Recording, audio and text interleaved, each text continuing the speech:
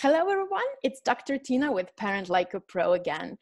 And today I want to talk about being an angry parent, or for this interview is basically for all of you who are turning into a parent you don't want to be. And sometimes you really don't know what's the reason for your reactions, what's the reason for your frustrations and anger, and you just you're not able to control them. So therefore, I'm so happy and so honored to have our wonderful guest today, Lisa Smith. Lisa is a parent coach, and she is a best-selling author of the book, The Angry Parent: How to Find Peace in Your Parenting Through the Message of Anger. Lisa, hi, so excited to have you. Hi, Dr. Tina. It is a Hi. pleasure, absolute pleasure to be with you today. I'm so excited to do this interview. So just for a start, would you be so kind and tell us something about yourself, your book, your life? How did you end up being a parent coach, but before you were just this successful businesswoman, a dream for some people or for some women out there? Yeah, it's true.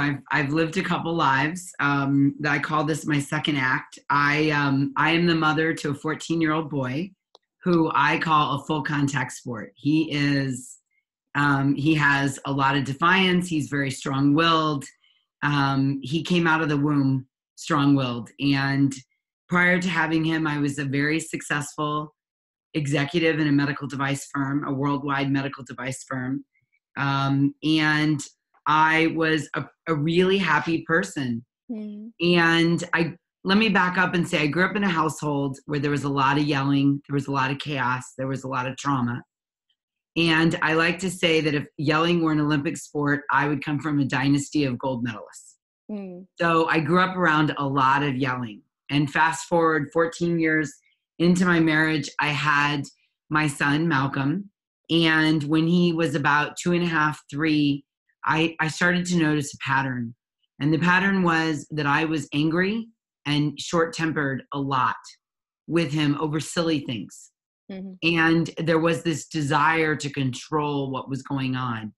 And then about the age of 5, my anger and short-tempered was continuing. And what I was starting to notice is that I was teaching him to be reactive.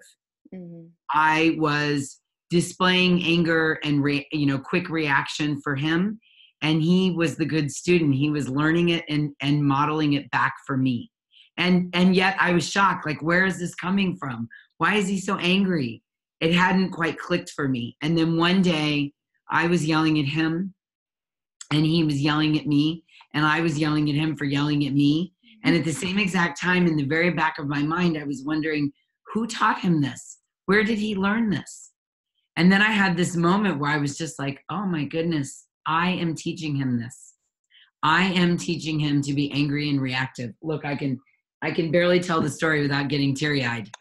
It's just such a turning point in my life. So at that point, I literally fell to my knees and I begged the universe for a solution. And gosh, I don't know why I'm getting so emotional over this. I don't normally do this. Telling the truth. It's so true. Yeah, it's so true. And the tears are, clearing and they're healing. So Yeah. happy you're going to get some extra healing out of this interview. And we've come so far to this day. So that's also really great for both of us too. So anyway, I dropped to my knees and I begged the universe for a solution, and conscious parenting, which I call peaceful parenting, fell into my lap. And I just became a student. I devoured. It just clicked for me. The concepts that I teach now that I learned back then, they spoke to me, and they were healing and transformative. And I learned tools to show up in a way that worked for me and worked for my son. And so I became a student initially, just, absorbing everything I could, creating a massive transformation within my family. And then I couldn't stop thinking about it. And it felt like a calling to me. So I left my job and trained to become a parent coach. And now I've been doing this for about 6 years. And I've worked with, families all over the world to create that same transformation. And what we're really talking about is, Dr. Tina, is, in my world, I grew up in a very dominant parenting home, right? So dominant parenting, in my definition, is when the parent uses their power to come over the child, right? To control the child, to dominate them, to coerce, to control them into doing what you want. Yeah. And at the other side of the spectrum, which will also speak to some of your audience, is permissive parenting, which is where we allow the child to use their power to come over us. Yeah. And what really spoke to me about peaceful parenting is that we use our power as a parent to come alongside our child. And when we come alongside our child, connection and cooperation can happen. And that's what really spoke to me. That was never modeled for me as a child. So it was new to me. It was like a new frontier. And this is what I help parents today do is sort of find that new frontier and create that connection. Amazing. So that's really important. You told us the difference, because a lot of people I see and I talk to, they really are kind of confusing the permissive parenting with the peaceful parenting. And this is so important and so crucial to really point this out. So just tell me something. How did you cope? And I'm sure when you realized your son is kind of, just mirroring your behavior, and that you really taught him to react that way, you must have had this amazing and an enormous feeling of guilt. How did you cope with that? Well, the process that I took myself through and I take other people through is really healing your past, making peace with your past, understanding the origin of a lot of your actions. Not to say that we're placing blame or shirking responsibility, but it's understanding the pattern, understanding the neural pathways in the brain, right? Which I'm sure you understand. Yeah. Understand that for a lot of us, we're parenting the way, in times of stress, as a parent, we're in this parent-child role. Initially, we're the child, and then one day we become the parent. And in times of stress, we revert back to the neural pathways in our brain. Yeah. So really understanding that allowed me to give myself permission for forgiveness and to create empathy for myself and my son, and then just move forward from there. It's very hard to be a peaceful parent without creating empathy for ourselves as the parent and for our children. Because, listen, this is hard. Yeah. This is not easy. It is a tough dynamic at times. And there's no job, I think, out there that we want to do our best more than parenting. And then there's all these influences, and there's pressure, and there's expectations. There's our fantasy of how it's going to go. As we're pregnant and expecting the child, we fantasize about how this is going to be. And so all of that, sort of puts pressure on the system. And the way to combat that is with empathy for yourself and empathy for your child. It creates deep understanding. Yeah. So why do you think so many feelings of anger and this, in a way, suppressed frustrations really arise after we are having kids and when we become parents? Why do you think this happens? Yeah, it's a good question. What I've learned is that anger is really a complex emotion. And underneath anger, and this is what my book is about, underneath anger is unmet needs. Who knew? I certainly didn't, right? This was like a giant epiphany for me. And underneath anger is feelings that need to be expressed and needs that need to be met for both parties. And so I think about anger as a volcano, right? And at the base of the volcano are the unmet needs and feelings. Yeah. And as the feelings and needs are unmet, the lava builds. The lava is the anger, and eventually it spews out of the top. And what most people do is they spend all of their time, whether it's their own anger as a parent or their child's anger, or if they have multiple children, the children are always fighting and there's conflict in the home, or if there's conflict between the two partners together. Most people spend all their time at the top of the volcano dealing with the anger. And what I want people to learn is to use anger as your beacon and to say, oh, I'm angry, or he's angry, or she's angry. There must be unmet needs, and go down to the base of the unmet needs and question what they are. Now, this doesn't mean we turn into permissive parents. And if our kid wants chocolate for breakfast, we give it to them. That is not at all what I'm saying. What I'm saying is that we at least acknowledge, we investigate, and we acknowledge what the unmet needs are. I'll give you a great example. It could be every morning, you get in the car and on the way to school, you have 2 children, you're driving on the way to school, and every morning there's fighting in the car, you're angry, you're yelling at your kids, and you're come on, you've got to get ready, I asked you to put your shoes on, I asked you 6 times, we got to get going, I'm late every day, you're going to be late to school, right? And it just it's a bunch of just noise. Yeah. The secret there would be to say, okay, what are the unmet needs here? Clearly, I need to provide my child with some more direction in the morning, and that's a whole different topic of how to provide the direction. But clearly, I need to, have some more instruction, or maybe I need to get up a little earlier. Maybe I'm not allowing enough time for everything to get done in the morning. Maybe there's too much pressure and I'm rushing everybody, and maybe that really means I need to get to bed a little earlier the night before. Right? Like I need to turn off the TV and go to bed, and I'm not getting enough sleep. So then I hit the snooze button a few times, and then, I'm behind the 8 ball before the morning even starts.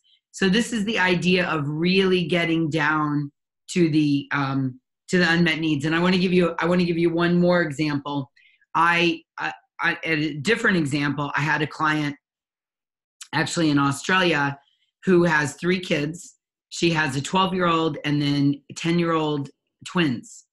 And she noticed that a lot of times when a lot of people were over, the 12-year-old out of the blue would just get really angry and start throwing toys and sort of just have what I call a storm in front of everybody. And, it was one of those storms where everybody was sort of it's awkward and uncomfortable and nobody knows what to do. And it happened one day when the grandparents were over. So the grandparents, the 3 kids and the mom were all in a room together, hanging out. Everything seemed fine. And then all of a sudden the 12-year-old started having this storm.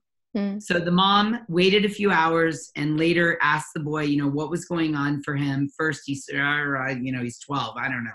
And she kept asking him gently, using my tools to poke and find out what was going on. And he finally said to her, Mom, sometimes when we're in a room of a lot of people, I feel invisible.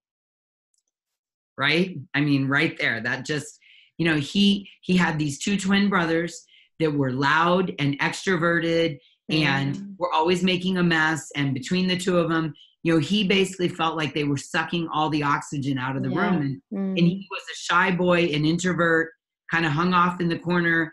And as he was coming into his teenage years, he would have a storm over this. It was just too much for him to take. So they immediately talked about a game plan, how she could support him. They created a signal where he would tug on his ear to say, I'm feeling invisible. And she would work hard to sort of bring him into the crowd. And also importantly, if he stormed again in the future, she would have some context for what this was about. And then she wouldn't feel judged by everybody in the room and uncomfortable and unsure, right? So she really went underneath the behavior to the feelings and needs. Now imagine, Dr. Tina, this boy living in a family for 18 years and a mother never discovering this, right? Imagine, feelings and needs matter. Yeah. And there has to be space in the family for everybody to feel their feelings. Yeah. Yeah. Yeah.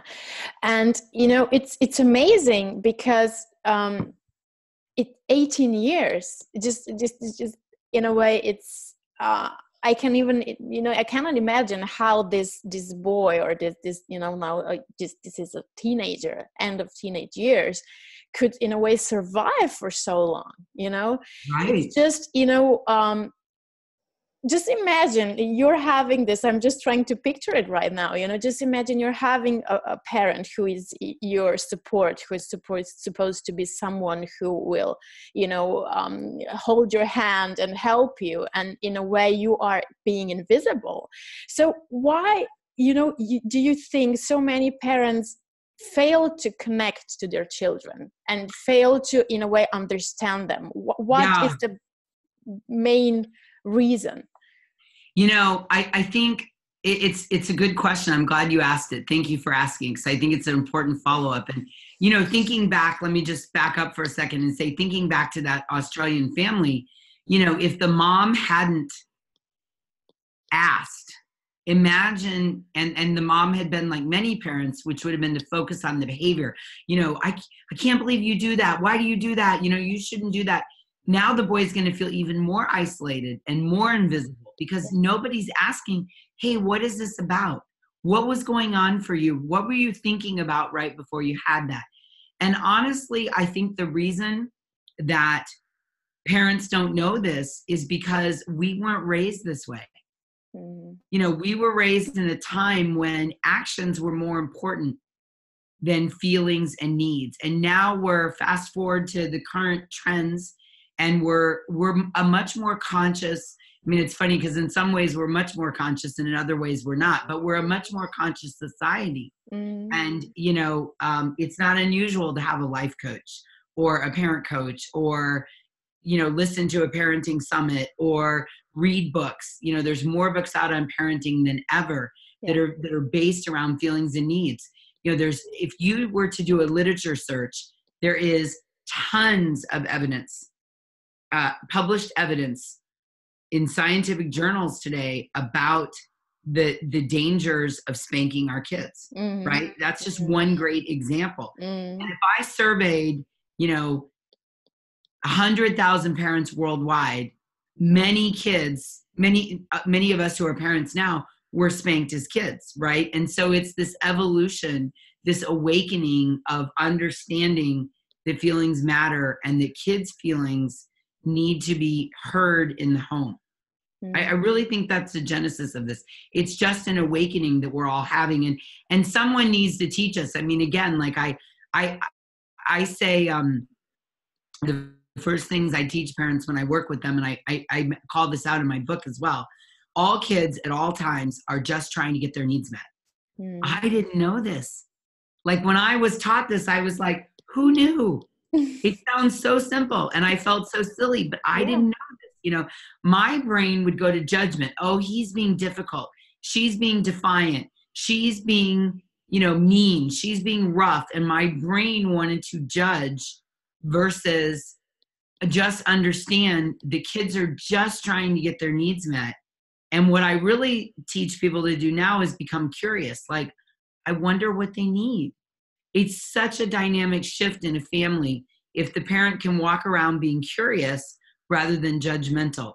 And again, I just think we just need to teach people. And this is why, the work you're doing is so powerful. We just need to share this information and teach it to parents. Yeah, it's so important, because I think that this really is one of the most crucial things that we really need to, in a way, be aware of to really raise happy children and happy adults, and to really create this wonderful relationship with them. Yes. But you were just saying one thing which really made me curious about one thing. So you said what children really want is just, they want to have their needs met. And this is so important because in a way we would raise that we need to do what we were told, not so much about, no one was focusing about our needs. And, what about the needs of the parent? Because we said everything, so every reaction, anger is in a way caused by these underlying frustrations. And we as adults, as parents, have them.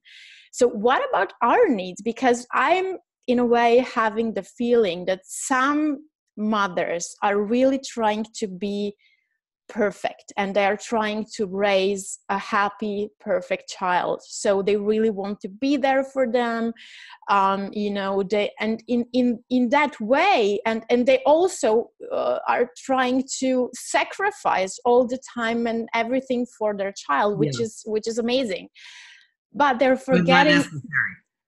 But they're forgetting about themselves. And how can, if the children are really kind of, teaching or learning by example, and we are teaching them, being this role model for them, we really need to also be happy in a way that our needs are met. So Yes. how to cope with this? Because some mothers are forgetting about being women in a way. They just forget about themselves. They forget about, I know some who were this always, beautiful, wore makeup, dressed beautifully, but the moment they became mothers, they forgot about all this, and they say, okay, I don't have the time, I really have so many things going on. And for me, from my example, I really feel good when I'm dressed up the way I want to be, if my hair is okay. So this is just the way I like to feel, and I like to feel good. So what about this? What about the needs of the parents and mothers, and how to cope with these feelings of guilt if you are taking the time for yourself, sometimes? Well, okay, so let me, you asked me a lot of questions, and there's a lot I want to unpack in there. So let me start with saying that at the Peaceful Parent, which is what I call my business, the Peaceful Parent, our mantra is progress, not perfection. So there is no perfect parent. And really, I like to just start with that assumption. One of the goals I have for myself is to be a better parent every day than I was yesterday. And that's the only standard I hold myself to. Because aiming for this, pretty Facebook ideal perfection parenting is a recipe for disconnection. So I would offer that up as point number one. And number two, I would say, permissive, back to the definitions, dominant parenting, like you were saying in the beginning, is when we, is how a lot of us grew up. And it's when our needs don't matter, right?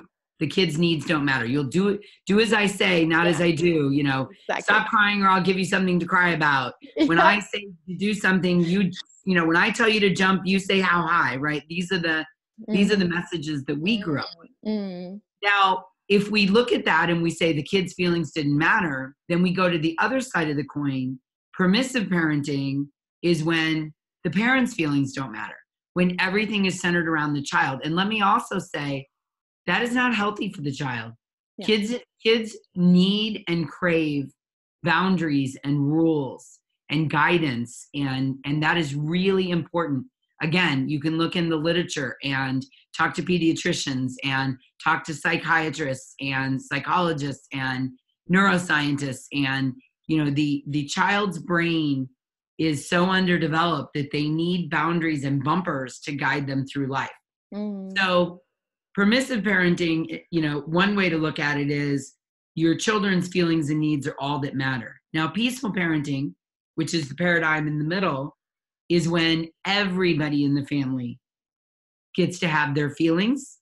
Feelings are never in conflict. Everybody gets to have their feelings, even if they're uncomfortable. And as a team, we're going to all try to figure out how to get our needs met. So everybody's needs get out on the table, and we're all trying to figure out how to get our needs met. Back to the example of getting ready in the morning. If you want to take that time to do your hair and put on your makeup and get yourself ready, then you have a conversation with your kids about cooperation and connection, and how can we set up a system that works. And again, it's really all about trying to get everybody's needs met. And then as parents, that's what we're modeling for our kids. We're modeling a micro society at home where we value everybody, and everybody's trying to get their needs met. Everybody has a voice. Everybody gets to raise their hand and say, could we do it this way? Or what about this? Or I feel this way. And instead of being told, no, you don't feel that way, your feelings, oh, okay, let me understand. So you feel this way when this happens. Interesting. Right? So I really think the basis, the key, to success, if you will, is the idea that everybody in the family has a say and gets their needs met. And moms should not in any way leave themselves off that list. You're not going to get an award later in life because you left yourself off the list. Because now you're modeling that for your children, that moms leave themselves off the list, and that's what they internalize That's what they value. That's the neural pathways they come to create, the pattern they're going to repeat when they're older. And that's not any fun. Yeah, that's not. And you said boundaries, and you know what I'm thinking also with boundaries is discipline. What would you suggest is the best way to set boundaries to our children and in a way to discipline them? What do you think it's the best way to do? Well, that's a complex question, but I'll say I'm a big fan, and you know, in my courses I teach what I call setting limits. Yeah, setting limits, which is different than discipline. Discipline is sort of after the fact and traditionally coming from a place of fear or anger. Yeah, I hate it as well. Yeah, I hate to call it that way. Yeah, because you're all worked up as the parent. You're in your middle brain, and then you're coming from a place of fear or anger. So, you know, we could probably do a whole nother conversation about setting limits, but limits are something you set up front, and they're something you communicate to your child at any age, and you let them know, you know, if you choose to do this. It's also, you're turning on the internal compass. You're putting the power in their hands. If you do this, then this is what will happen. Right. So like, you know, an example in our house, I have a 14-year-old and he loves his cell phone. You know, it's a universal, international, worldwide feeling of kids loving their cell phones. And, you know, in the morning last year, if he got on his phone before we left for school, there was just chaos. You know, it was time to leave. There's a small window of which to get to the bus. And, you know, if we weren't ready, then we were late, and there was storming and yelling. And, you know, so before the school year started this year, I just said to him, look, this is not how I want to operate. I want to drop you off the bus smiling, wishing you the best day, coming home feeling calm. I don't want to carry all of this guilt that I've, you know, yelled at you and we've had this big negative interaction. So I think what we need to do is say that if you get on your phone in the morning before school, then there's no phone for the rest of the day. Right? So that's setting a limit. And so he grabs his phone on the way out the door. And as soon as we get in the car, he's allowed to be on it. But if he's on it before that, and part of setting limits is having age-appropriate conversations around this, right? And getting your child to understand to the point that they can repeat back the limit to you, so that you know and they know what the limit is. And then as parents, we have to prepare for them to test the limit. So don't be surprised when 2 weeks later, you know, this is what happened. 2 weeks later, one day I walked in my son's bedroom and, you know, there he is on his phone, right?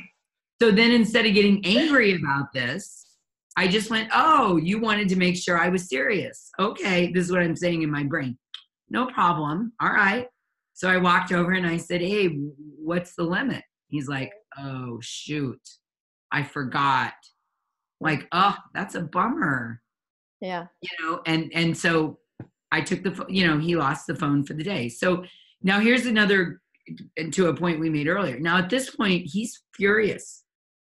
He's angry because he lost his phone. And to a 14-year-old, you know, that's your connection to the world. So guess what? He is totally allowed to be angry. Yeah. In fact, I empathized with him. I was like, yeah, I get it. Yeah. He's like, Mom, I am so angry. I'm like, you know, I would be too. I get it. You tested the limit and now you're angry. I didn't say, well, you know, you shouldn't have done it, or don't be angry. I told you this was going to like, I just gave him space to feel his feelings. I'm not angry. I knew this was going to happen. I mapped out what we're going to do. There's no reason for me to get all worked up about it, but I can also stand by and respect that he's angry, that his brain wanted him to test the limit and he got caught. I so get it. And that was, let's see, school started in August. He tested the limits in late September, and that boy has not been on his phone before school. It's March since then. Amazing. So that's an example of how you set limits with your kids. Yeah. And the way you told it, it's, you know, is just when you're expecting what's going to happen and you know how things work, how their brain work, what to expect, there's no reason and no way you as a parent could get angry at them because you understand. And I think this is so important that you really kind of emphasize with him and and told him it's okay to really feel angry, because in that way you're teaching him what the emotions are, what the feelings are, that this is normal, and to acknowledge how he feels. This is so important, because a lot of people grow up and they don't know what they're feeling, because they just don't know how to communicate it, and they don't know, they really don't know what this feeling is. So this is so crucial, and I'm so glad you really brought that up. But I'm having now a tricky question for you. Oh boy. Okay. If we're having like this 3-year-old or 4-year-old who is in a way testing our limits with the way of, let's say we're having a picky eater. Okay. And I have a friend of mine who is struggling with her 4-year-old son. Okay. And he doesn't, and it's not that, you know, he would eat if she would say, okay, now, okay, you're not hungry, you don't need to eat, all right. No, she's not gonna yell, she's not gonna kind of discipline him in whatever way. Okay, if you're gonna, when you're hungry, you're gonna eat. But he won't. And she said he really is so stubborn. I don't understand. I've tried. I've asked him. He just doesn't want to eat. He wants to eat only pancakes. He wants to eat only, I don't know, just 2 or 3 types of food. And he's putting ketchup on everything. Unless he's having ketchup. And I said, okay, let him just, okay, maybe he needs, maybe he's in a way afraid of tasting new things, or new shapes, or how the, you know, maybe it can be something with his tongue, and here's just the development of the sensory system in a way. But she said, okay, we are kind of, you know, we are overcoming this catch-up situation, because sometimes they just don't have ketchup anywhere, you know, and if he's hungry and they're gonna buy him a sandwich or something. So now he would eat, but he has only 3 or 4 types of food, and he really refuses to eat. She said he just won't eat. And she was trying for 2 or 3 days, and she said, you know how skinny he is? I really don't know what to do. So do you think this is just in a way also testing the limits or the boundaries? Or well, I think, you know, it's interesting. Strong-willed children, they're a different, you know, their brains, I was going to say they're a different breed, but I don't want to offend anybody when I say that. Strong-willed children are in a group of their own, and I've got one. And control is very important to them, because the rest of the world feels very out of control. So if your friend were my client, I would really challenge her to think about, what is her agenda with all of this? What does she make it mean that he will only eat 3 or 4 foods? I mean, to be honest with you, there's a lot of 4-year-olds in the world that will only eat 3 or 4 foods. And if a menu of 3 or 4 foods helps him to feel in control of the rest of his world, have at it. Yeah. You know, the problem is, a lot of us project, Dr. Tina, and we think that if, you know, here's how the brain works. We think that he's going to be 18 and 25 and 35 and 48 and only eating 4 foods. And it's not true. I mean, any of us that have older kids know, you know, that, you know, all kids grow out of their chicken nugget phase. Yeah. Well, almost all, you know, and grilled cheese and peanut butter and jelly. Yeah. And it's just, why fight that battle? You know, as long as the 4 foods are not chocolate, ice cream, crisps, and, you know, peanut butter. I mean, you know, presumably there's something healthy in there. Pancakes are not that bad for you. No. And the more pressure she continues to put on this, the more he's going to rebel, because he feels backed into a corner. And so dropping all of the anxiety, interest, and just let him be, and keep occasionally offering him a 5th food, I bet you in 6 to 8 weeks, there would be a 5th food on that agenda, on that menu. There's no reason to set a limit over food. You know, now it might be, well, I take that back. It might be something like, you know, if you choose, you know, let's say the kid loves chicken nuggets, and you know what chicken nuggets are, right? Yeah, of course. Okay. I just want to make sure it translated. Yeah, Um, okay. Yeah, I'm pretty sure chicken nuggets are an international phenomenon. they You are. know, let's say my son he's 4 and he loves chicken nuggets and I make them for him and he doesn't eat any of them. Hmm. And he wants a brownie after dinner. Now, I would definitely say, hey, you know, until you eat some of the chicken nuggets, you know, in our family, we don't have dessert if we haven't had some protein. So the chicken nuggets are on the kitchen counter. And if you'd like to go have some, you know, feel free. And then we can have a brownie, you know. Hmm. So that's because if a kid says, I don't want the nuggets and the mom gives the brownie, that might lean towards permissive parenting, Hmm. right? So again, we want to set some limits. Yeah. The limits are if you don't have, you know, one of the 4 things, you don't get to have a brownie. And it's okay. They'll be here tomorrow. We can try again tomorrow. The brownies aren't going to go anywhere. In fact, look, I'll put one in a Ziploc baggie and I'll write your name on it and we'll save it for you for tomorrow. And if you want to eat the chicken nuggets tomorrow, then we'll have the brownie. But in our family, you know, unless it's our birthday or Christmas, we don't eat dessert for dinner, right? So that would be a great way even at 4 to start educating your child about family values and how we do things in this family. Mm. Yeah, I completely agree. So what do you think is the single most important thing we need to teach our children, and we need to teach them from the start, actually? To feel their feelings. Hmm. The feelings are never in conflict. That you get to have your feelings and I get to have my feelings. And I'll take it a step further and share this really practical tip. If we can get our kids to talk about their feelings, 85% of our parenting challenges can be solved with just listening to them. Mm. Just listening. Oh, so you're angry. You know, again, back to the chicken nugget example. Let's say, you know, the mom says that and the 4-year-old has an absolute meltdown, throws himself down on the floor, kicking and screaming. The best thing the mom can do is let him have that meltdown, right? And just give him the space to feel the disappointment because, you know, gosh darn it, that brownie looks good and I really want it, right? And so the mom can just say, oh, sweetie, I know you're just so disappointed, right? We don't need to say to our kids, well, if you'd eaten that chicken, you could have the brownie. I don't want to hear about this. I don't want to hear you cry and scream because, you know, like he's disappointed. He doesn't want the chicken. He wants the brownie. I mean, we experience a lot of, you know, disappointment as adults ourselves and we work through it.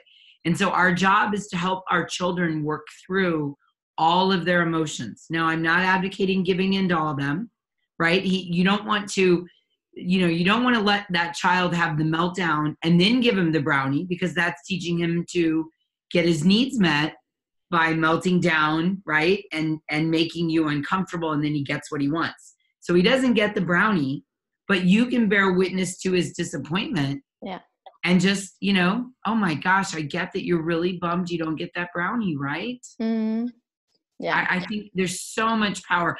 I dream, and maybe this is a good place to end, but the reason I do what I do is I am really passionate and I dream about raising a generation of kids, boys and girls that can feel their feelings. And just think with me for a moment of what our school systems and our world would be like if kids felt heard, right? It brings tears to my eyes to just even think about a generation of children, because I think what we're experiencing right now in the world is a group of people who don't feel heard. Yeah. Right? I mean, and so they go out and they make you hear them in violent ways, in demonstrative ways, right? Yeah. And what if, and I believe that being heard can start at home. It's a beautiful gift you give your children when they feel heard at home. Yeah. Yeah.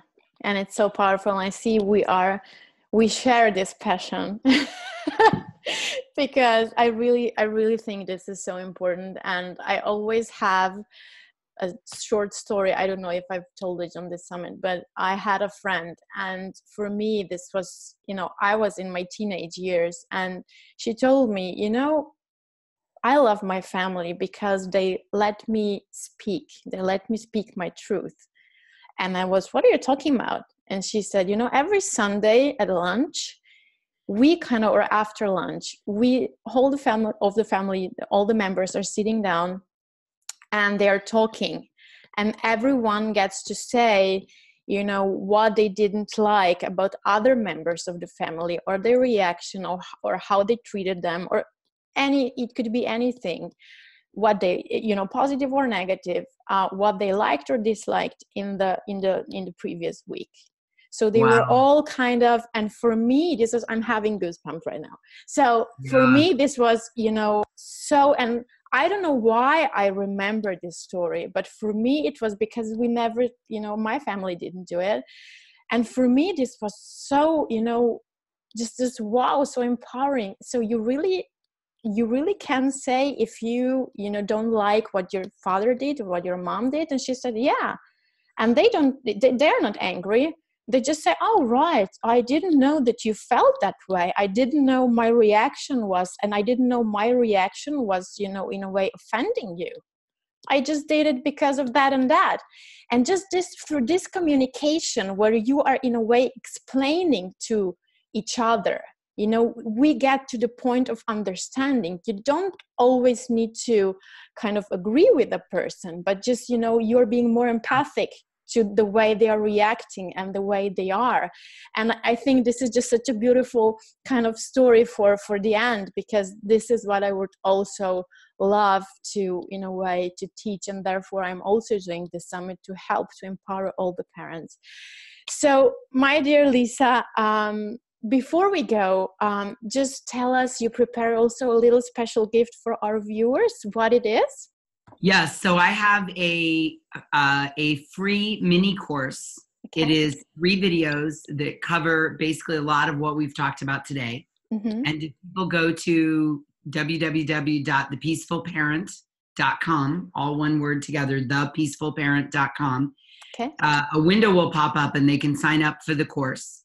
They'll get a short series of emails and videos delivered to their inbox, and it will reinforce much of what we've talked about today. Amazing. And we're going to also provide the link. So if you didn't just write this down, you're going to get the link. So don't worry. Thank you so much for this amazing interview, for this amazing talk. Please don't stop doing whatever you're doing, because you are amazing and brilliant. And I really think that you are, in a way, living your soul purpose. And I'm so happy that, you know, people like you exist. So thank you for being yourself, and thank you for my doing pleasure. this. And thank you for all you're doing to raise consciousness around parenting. It's so beautiful. And, you know, we need more people in the world like you as well. I agree. So thank you, Lisa, and thank you everyone who are who is watching this summit. And I'll see you again tomorrow. Bye bye.